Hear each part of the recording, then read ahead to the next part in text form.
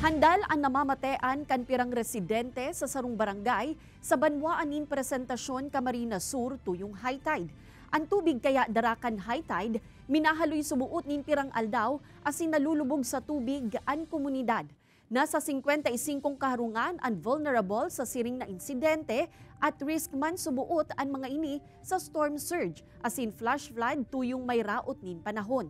Katakod kay ini hurot ngunyan kan barangay council na matugutan ang sa indang agrangay o matugunan ang sa indang agrangay siring kan pagpapahidali sa pagpapakonstruhir na seawall asin flood control na masirbing proteksyon sa mga residente sa nasabing barangay. As soon as possible po, sana po